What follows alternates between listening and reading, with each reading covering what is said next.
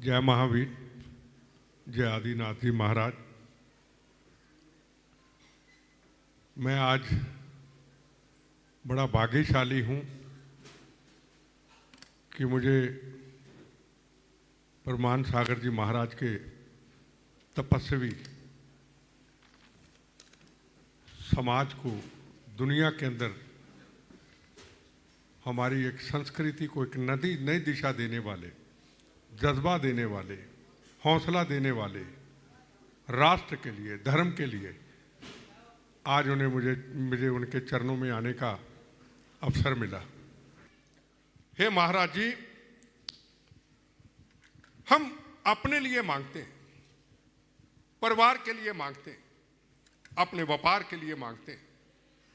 मेरा एक अनुभव है, क्या हम धर्म के लिए, राष्ट्र के लिए मांगे, क्या भगवान जल्दी देता है?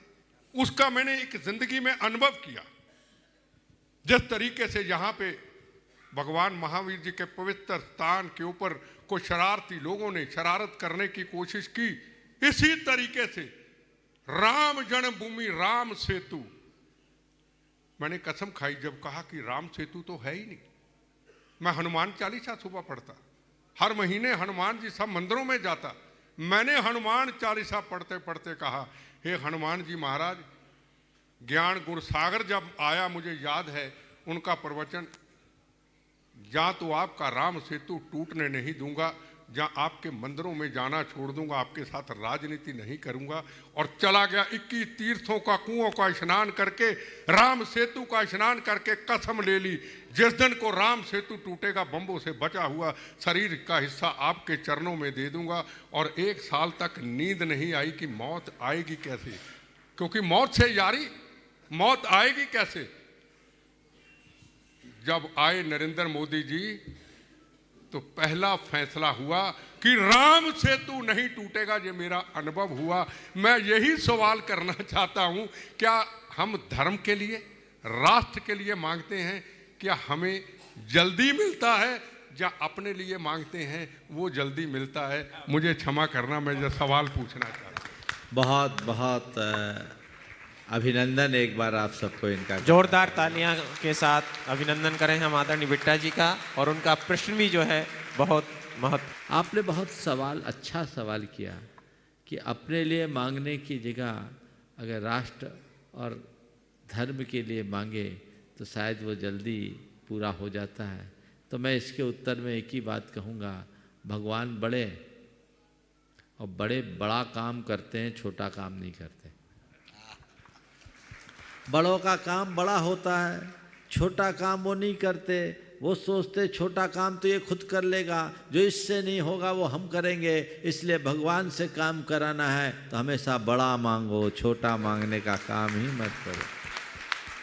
और बिट्टा साहब, एक बात बताता हूँ, इस विषय में जैन दृष्टिकोण बहुत ध्यान देने योग्य है।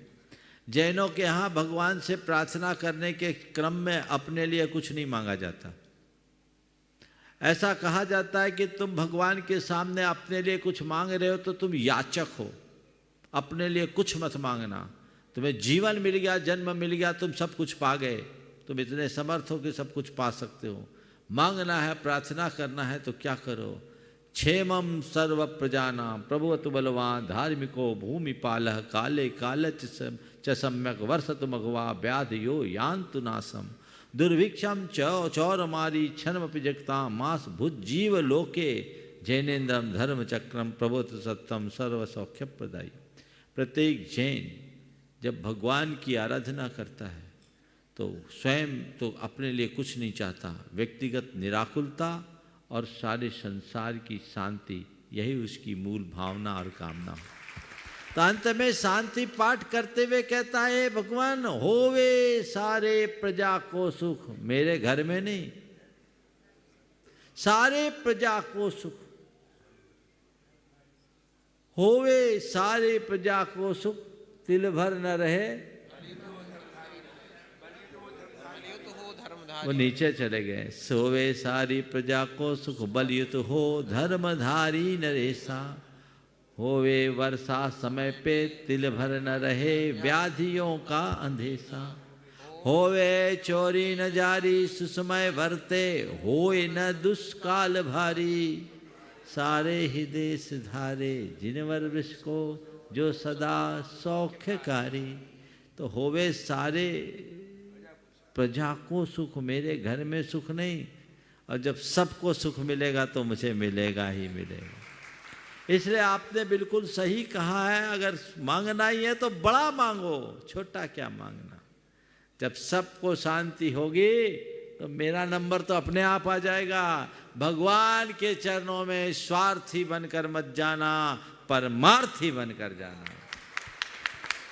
जो खुद की बात करता है वो स्वार्थी है, जो स्वहित की बात सोचता है वह स्वार्थी है, और जो सर्वहित की बात कहता है वो परमार्थी है।